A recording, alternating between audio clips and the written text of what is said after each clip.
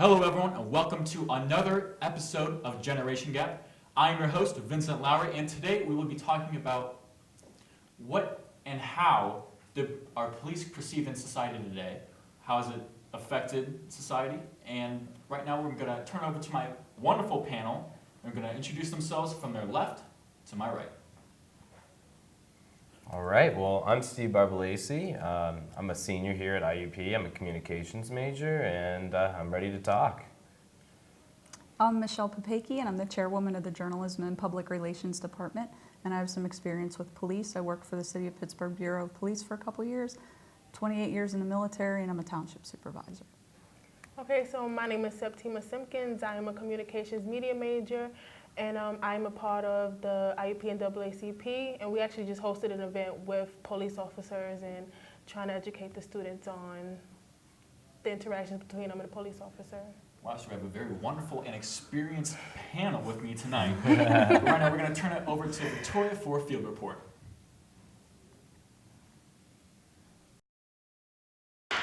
Hey everyone, this is Victoria with Generation Gap. I'm here today talking about police brutality, and I'm here with my new friend Aaron.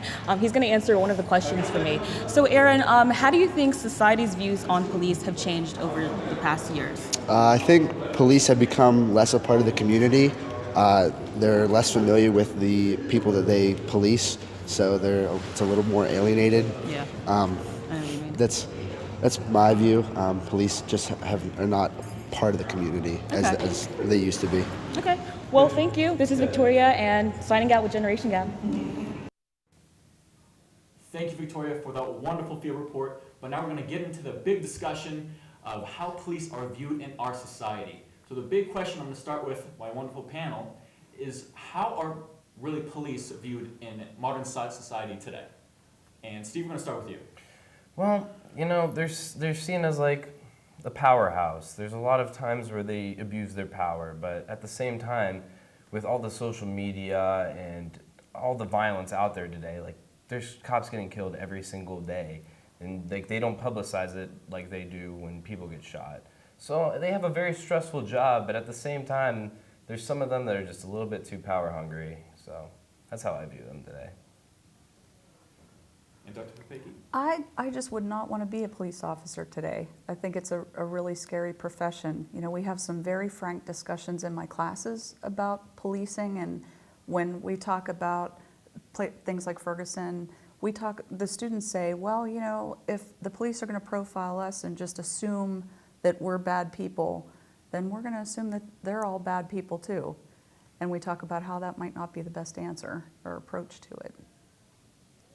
Pretty much I feel at this day and age, police officers are viewed very in a bad light by the youth, I guess you could say, because you see in the news and the media in general that they do bad things, quote unquote, and that they attack people, and that they just seem so violent, they seem just heartless, and I feel like there's a miscommunication between the two, being that the media is portraying both sides of the field in a bad light, I guess you could say, because the youth is looking horrible, and then you have the police looking horrible. So then who is to say who's wrong or who's right at the end of the day? Okay, exactly. All three of you have really said answers relating to how police are kind of corrupt in today's society. How have they been in the past? How have they changed? What has affected that change? I'm gonna have to say social media is a huge play. You can't go on Facebook any day without seeing like posts about the cop did this. Mm-hmm. But let's just be honest. Like, if you are not committing a crime, why aren't you going to stop? Why are you going to give these police a hard time when they already have a hard enough time? They're dealing with murderers and rapists and whatever every single day. So you're going to give him a hard time? Well, if you're not doing anything wrong, then you should be able to stay there, and you know, they should be able to search you. If you're not doing anything wrong, then just take the punishment. And I think social media really blows it out of proportion. It makes people hate police even though they didn't do anything to them in particular. So I think transparency in our society has done a lot too. You know, you have cameras everywhere. You're videotaped, 100 times a day without even realizing it. And I think police are under much more scrutiny and they're questioned more.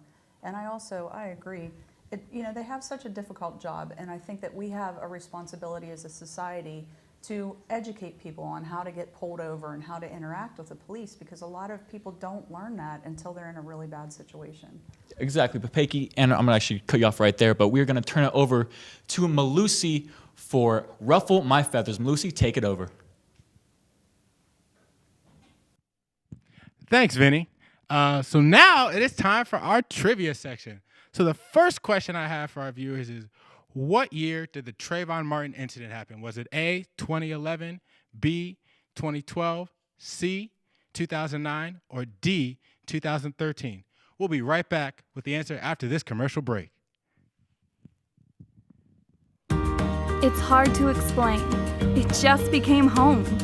There are hundreds of majors and programs, bachelor's degrees to PhDs, small classes and faculty that really get to know you. Amazing internships and everywhere, programs that help to find a job that is right for you. It's what IUP is about, a commitment to your success. See it for yourself. Visit us, Indiana University of Pennsylvania. Find your success.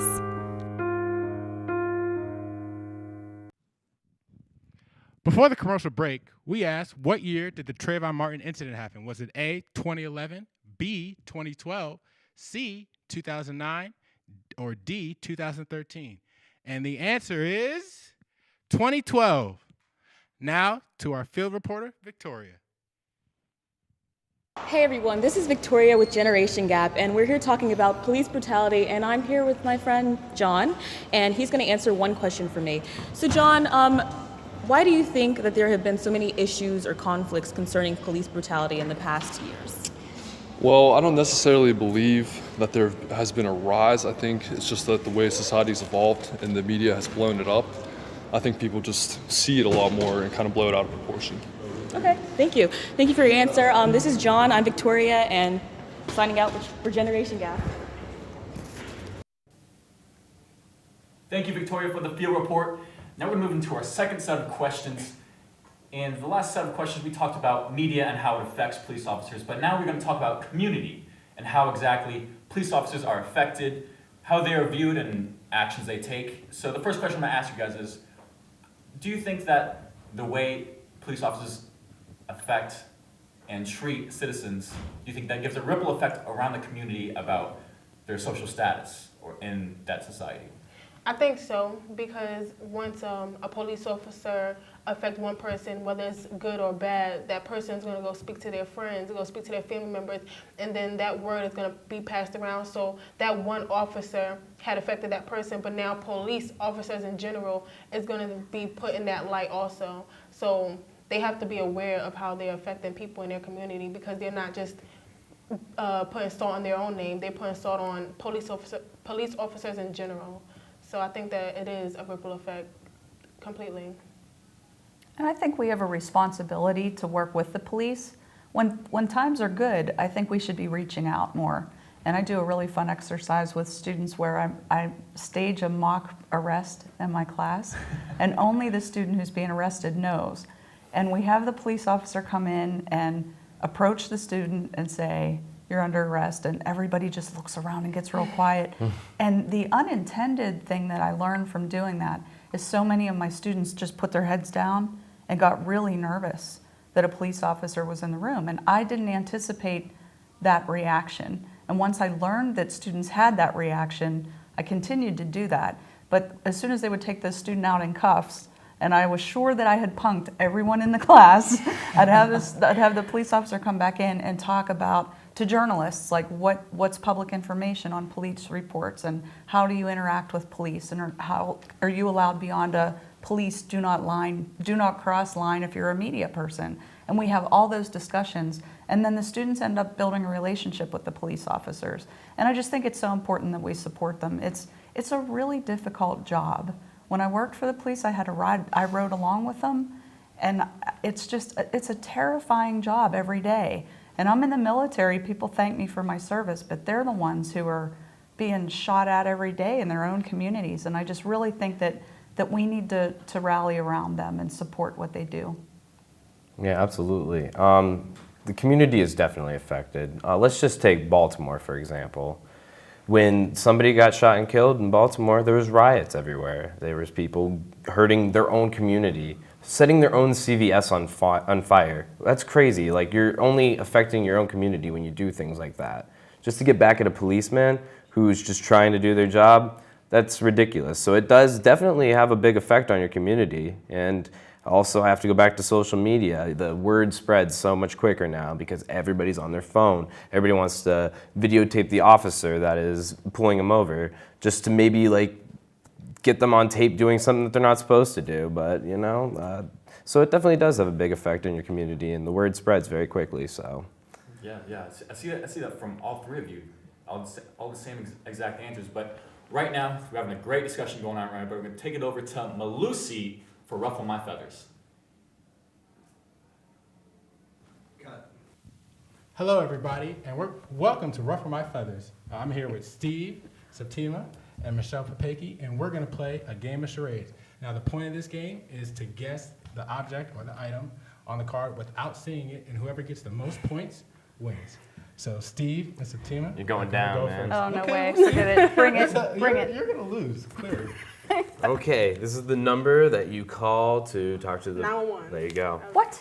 You got it already? Oh, wait Yeah. a minute. We should have been Oh, watching that. man. Okay. All right, keep What's going. it- Wasn't that hard? All right. Keep going. It's a Patriots coach. All right, they use this to take down people if they're being uncooperative. Pepper spray. Another one, electricity. You ain't getting it. Taser. There you go. All right, keep going. We're not keep going. scared. You're All not right. scared. You're not going to. I'm not rocking. All right, you said this last time. They use it to take down people. Can I get more?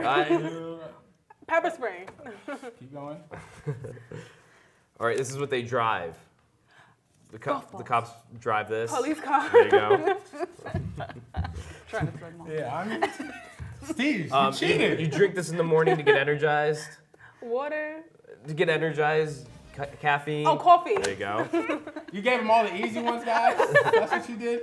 This is what the police officers wear up here. Badge. There you go. Watch we get some random stuff that has nothing to do with what we're talking about. All right, this is what they use. Handcuffs. There you go. So, obviously, you guys are really good at charades. No, So can you beat that? They got three. I don't Yeah. know. They got Yeah. three. Okay. No, we didn't get No, 3. they got a lot more. So, it's our turn. So, we're going to switch places, and we're going to go 7. and win. All right. Yeah. You got 7. Okay. All right, jump rope. Oh, wait. I'm going the wrong way. All right, wait. Okay. We can play jump rope too. I know, right? Okay. Okay, and we're going to start now. Okay, this is a Knife. something on the head. Belt. No. Pepper spray. Gun. It's Something on here. yeah, Lethal weapon. yes. What? Oh man, That was I was gonna say Good. baton. Okay. Hurry up, hurry up. This is what they read to you when you You're get right. arrested. There they go. This is the animal that they use for A dog. Yeah. Oh, let's go. Dog, come on. That's serious. This is Letters and more. what the cops eat in the morning. Captain Crunch. No. Donuts. Yeah. Oh, yeah. That's cool. And what's this? This is what they do around the neighborhood. Police. Patrol. Yes. Oh, we're killing this. No, you're not. You're not going to win. Oh. Was that right? So we're about to see who won this game, and it looks like Team Adult won. Hey, so How did you win that? Cheering for the because old we had a people. professional scorekeeper, so Oh, that was we it. didn't get to But count them. thanks for joining us, and we're about to send this to a field report. Hey everyone, this is Victoria again, and I'm here with Generation Gap, and we're talking about the subject of police brutality. And I'm here with my good friend Taylor, and she's going to answer one question for me. So, Taylor, how has the media affected how we view police brutality or incidents involving police brutality? I think that it has a cause and effect on the society. There's always something bad that the person has done for the police to retaliate. And so we look at our generation as we had to have done something bad in order for them to retaliate on us. But, when using social media, we target more of the police, and it turns into a racial issue. And I think that's where there's a large confusion of what's going on. Okay, I see. All right, thank you so much for your answer. That was a really good answer, actually. All right, I'm Victoria, and I'm signing out with Generation Gap. This is Taylor, and see you guys later. Okay. Thank you, Victoria, for that field report. Welcome back to the discussion we are having right now. We are having a great discussion going on. And to start things off, Steve, you started off with saying about Baltimore, and you're actually going nationally, but we were talking about community. But, for example, you said it's very different in how citizens react to how the police are. For example, you said CVS was being burned down in Baltimore. So do you think, Papeki, that depending on what the environment is for the police officers, do you think that is how they are viewed? Absolutely. When I worked for the Pittsburgh Police, we were under a consent decree, and that meant that the Department of Justice was looking at us. We were under a microscope because of malfeasance and accusations of malfeasance and just bad practices. And the way we spun it to the community was that our chief, he just wanted the best practices in Pittsburgh. So whenever we said that, the police officers were upset because they felt like the chief was siding with the community, saying that they were bad people, when really he just wanted to bring the best practices to Pittsburgh. So I remember going through that, and I remember having to see police officers support the KKK when they came to town, because the KKK has every right to demonstrate, yet I would see African American police officers standing there protecting them. I mean, that's hard to watch.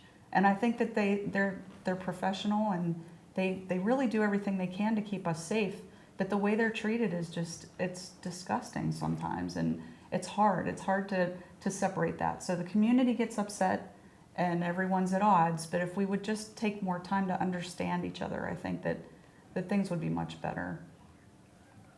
I think yes, because you have cities like New York City, and then you have Philadelphia, and then you have Baltimore. You have big cities like that where police officers and the citizens is more disattached, opposed to when you have a more suburban environment. Then you have the police officers where they can be more lax. Then they have a different relationship with the community, and they might know the neighbors and stuff like that. They're more familiar with them, opposed to when you're in a city, they have to be a little bit more tougher, and they carry different weapons first off. So. Yeah, I guess so. All right, so there's bad people out there. There's no doubt about that. It's not all police officers, they're not all bad people.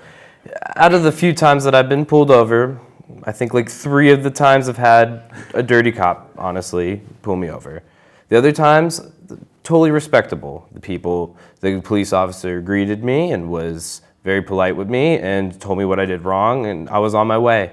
I had nothing to hide from them. And I feel like when you act like you have something to hide from them, or you have a phone all up in their face, like they are definitely going to be more weary about you and be like, you're not respecting me, so I'm not going to respect you.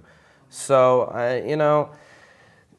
there's just bad people everywhere, and you just cannot generalize all police officers as being bad people, It's just like how they say like African Americans are generalizing them to be bad people, but I don't think that we should think that way. Everybody's different, and we're not all bad people. I don't know.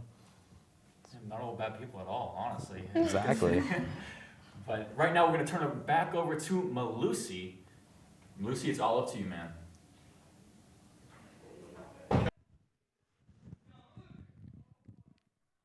How much does a police officer make annually? Is it A, $70,000, B, $45,000, C, $60,677, or D, $56,980? We'll be right back with the answer after this commercial break. When I was in high school, I didn't know where I wanted to go to college. But I did know I wanted a major with job potential, and a campus that felt like the right place for me. I chose IUP. I'm studying on a beautiful campus with great professors who focus on student success and 140 academic majors. I'm Megan Spangler. I study nursing. Find your success at IUP. You know that show everyone's been talking about? Schizophrenia. Schizophrenia. I know you watch Schizophrenia, right? Excuse me? Dude, these charts are off the radar. Oh my god. We're in love. You know who this is. Stop dancing right now, you punks. And it's all over. What an incredible display of good sportsmanship.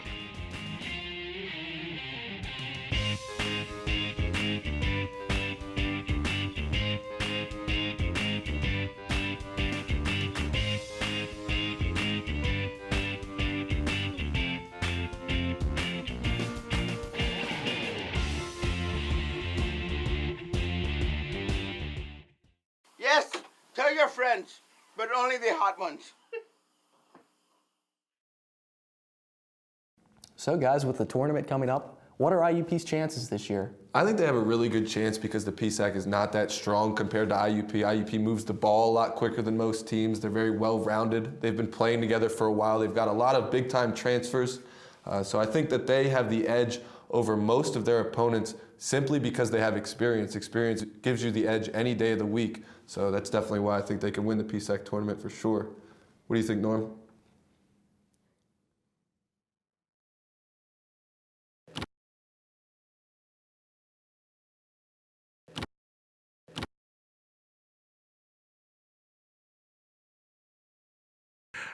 Before the commercial break, we asked how much does a police officer make annually? Is it A, $70,000, B, $45,000, C, $60,677, or D, $56,980? And the answer is D, $56,980. Now back to Vinny. Thank you, Malusi, and we are back to our great discussion we're having on right now. We're getting into our last set of questions. And to start off, this show is all about generations, right? So, as myself, as a kid, I always thought that police officers were seen as superheroes, cool guys. Do you think, moving up my panel, do you think that it is still seen as that, as children in our generation today? I have a great story about that. I have a nephew, he's 2, and he started to take his car seat buckle apart while we were driving. So I had him up here in Indiana, he lives in Pittsburgh, and I had him up here, and there was an event at the courthouse. And I saw a police officer, and I thought, okay. So I took my nephew up, he's 2. I said, shake his hand, you know, this is Officer so-and-so, shook his hand. And the officer got down on one knee and was talking to him, and I said, you know, Logan thinks it's cool to take his seatbelt off while we're driving in the car. And the police officer said, you can't ever take your seatbelt off. You know, I need to keep you safe, and the way that I keep you safe is for you to stay buckled in, because if you're in an accident, you could get hurt. And he looked at him and shook his head and shook his hand and went away. And now my sister just has to say police officer, and he doesn't touch his seatbelt. So I just think it's up to us. It's up to us to make heroes out of public servants. We really need to do that in every community because they are heroes. They have a really tough job. Yeah, I'd have to agree. A lot of things that you learn is definitely from your upbringing. I'm a little bit I think that when you're young, you do view police officers as heroes. But I do think that once you get a little bit older in your teenage years, you want to rebel against all authority figures. So you're obviously going to think of them more as the villain and the people that you want to get away with things from. And I think it may be an age thing and also how you're brought up. So it has a little bit to do with everything. So. Well, first off, the age of children watching TV is getting lower and lower and younger. So I feel like children that's young watching TV, they see all the bad things and they see everything that's happening in the news with police officers. So no, I think that children don't think that they're heroes anymore, and I think that's really hard for them to even view them that way, being that everywhere you look, even on a commercial, you'll have a police officer as if they're doing something bad, or you don't see police officers walking around just shaking little kids' hands and showing them affection and stuff like that. So I don't think that children view them as heroes anymore because their parents aren't telling them this is a person of authority and you should respect them. You have parents now telling their children, when you go outside, you need to watch out for the police officer. So you have young children hearing that. That's scary. So you look at them as villains at times. Yeah, so exactly. All you guys are saying that a lot throughout the discussions, you have said that police are feared. So what exactly can the police do to change that look on society? Education. I really think it's education. And I know I'm biased because I'm a professor, but we're never taught how to be pulled over in a car. We're never taught how to interact with police. I think it should be part of our driver's tests, honestly. And I really think that we should incorporate it into lessons that we can teach across campus. Thank you guys for this great discussion, but right now we're going to wrap things up for Generation Gap. We have my wonderful panel here. We're having a great discussion with Septima, Dr. Papeki, and Steven. I am your host, Vincent Lowry. This has been another great episode of Generation Gap.